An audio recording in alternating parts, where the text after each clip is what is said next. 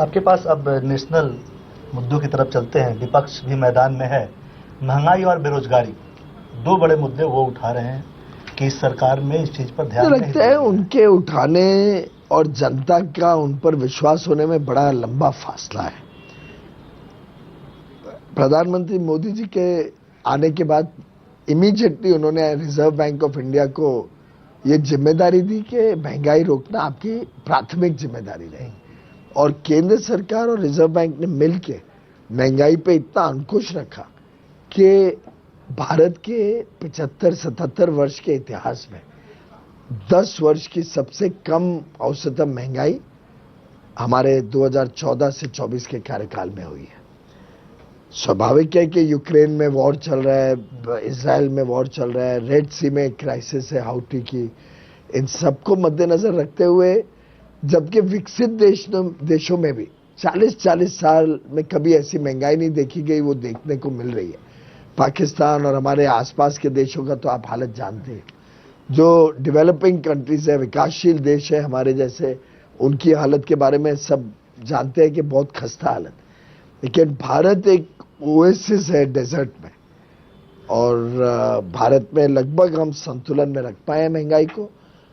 अवश्य हमारी इच्छा है कि और भी इसको काबू में रखा रहे, लेकिन गत एक वर्ष से काफी कुछ हमने महंगाई के ऊपर जोर दिया है और उस पे काबू करने का प्रयास किया। रही बात आपने कहा कि बेरोजगारी, ऐसा है कि देश में स्किल डेवलपमेंट करके लोगों को तैयार करना, जिस काम के लिए आज जरूरत है, ये माननीय प्रधानमंत्री जी ने ही शुरू किया। स्किल डेवलपमेंट तो मिनिस्ट्री भी नहीं थी, उनके आने के बाद 14 में वो मिनिस्ट्री बनाई गई, और आज कौशल विकास के ऊपर जो फोकस किया जा रहा है अलग अलग प्रकार से, अप्रेंटिसशिप हो, फॉर्मल एजुकेशन सिस्टम में उसको लाना हो। अभी तो नई शिक्षा नीति ने भी बहुत लिबरल कर दिया है कि लोग अपने दिल की तमन्ना, अपने इच्छा की काम में लगे, बजाय कि सिर्फ इंजीनियर डॉक्टर बनने का ही सोचे या सरकारी नौकरी के पीछे भागे। इसी प्रकार से स्टार्टअप्स में भी हमने बहुत जोर दिया। मेरा मानना है कि आज लोग आस्ते आस्ते उस दिशा में जा रहे हैं जहां जरूरत है, और मैपिंग होते जा रही है कि जहां जरूरत है वहां लोग जाएं। मेरा खुद का अनुभव है कि आज खेत में लेबर नहीं मिलता है। जहां भी मैं जाता हूं लोग परेशान रहते हैं कि किसानों को खेत लेबर नहीं मिलता है। पीछे मैं लार्सन एंड टूब्रो के सीईओ से बात कर रहा था, उन्होंने बताया कि हमारे पास, मैं पूछा था बढ़ाते क्यों नहीं आपका काम, इतना काम अवेलेबल है दुनिया में, भारत में।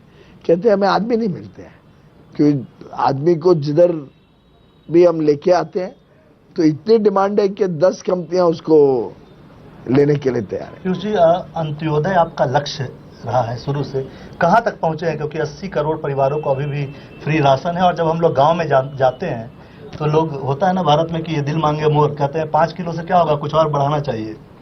ऐसा है कि वास्तव में 25 करोड़ लोग आज गरीबी की रेखा से बाहर निकले। हमारा लक्ष्य है कि जल्द से जल्द गरीबी से हम लोगों को निजात दिलाएं और उनको मुक्त करें। लेकिन आप ये भी समझिए प्रधानमंत्री जी की संवेदनशीलता कितनी है। उनका कहना है कि भाई हम 5 साल और ही अनाज देंगे, मुफ्त में देंगे, जिससे व्यक्ति को पता है कि मेरे 80 करोड़ लोगों को पता चल जाए कि मेरे को अब अनाज की चिंता नहीं। एक जमाना था ना, रोटी, कपड़ा, मकान, ये रोजमर्रा की चीजों में लोग फंसे रहते। किसी के यहाँ पे स्वास्थ्य की दिक्कत, किसी के यहाँ शिक्षा की पेमेंट की दिक्कत। मोदी जी की इच्छा है कि रोजमर्रा की जरूरतें सबकी पूरी हो जाए, जिससे लोग बड़ी आशा अपेक्षा, बड़े लक्ष्य की तरफ अपना ध्यान आकर्षित करें। और जब बड़े लक्ष्य, बड़े सपने देखेंगे तो सपनों को हकीकत में बुनना और हकीकत कर देना, ये मोदी जी का पक्का विश्वास है कि भारत के लोगों में वो क्षमता है कि बड़े लक्ष्य की तरफ जाएंगे और बड़े लक्ष्य को हासिल करेंगे। एक आखिरी 2 सवाल है, छोटे छोटे सवाल पूछूंगा। पिता से क्या सीख मिली थी? पहली बार जब आप राज्यसभा के लिए प्रयास कर रहे थे तो आपके पिता ने कुछ सीख दी थी, और अब आप जनता से मिलते हो तो क्या उन चीजों को फॉलो कर रहे हैं, उन चीजों जो उन्होंने सिखाया था? 2-3 चीजें बहुत महत्वपूर्ण जो मालूम उन्होंने मेरे बारे में ध्यान दिया था। एक बार मैं गया था 2008 में, जब उनकी टर्म खत्म हुई, थोड़ा सा लगा कि मैं तब 84 से काम कर रहा था, तो करीब करीब 24 साल हो गए थे। तो मैंने जरूर उनको एक बार पूछा कि पापा, आडवाणी जी तब अध्यक्ष थे, कि एक बार मेरे लिए भी कुछ बात करिए।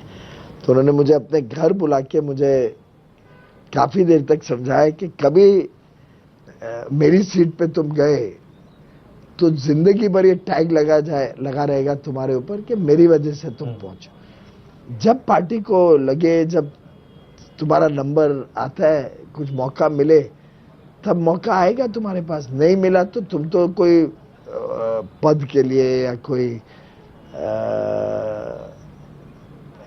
ऐसे एमपी एमएलए बनने के हिसाब से राजनीति का सोचा ही नहीं था। तुम तो एक कार्यकर्ता के रूप में अच्छा आज काम भी फॉलो करते हैं उनके। और तब से लेके हमारे एकदम स्पष्ट हो गया मन में कि जो पार्टी का आदेश है, जब पार्टी में जिसका जो व्यक्तिशः जो काम की जरूरत पड़ती है, पार्टी हमें देती है, हम उसको फॉलो करते हैं। आखिरी सवाल, 400 पार का नारा क्या लगता है आपको कि अचीव किया जा सकता है या थोड़ा टफ तो है? पक्का हो रहा है।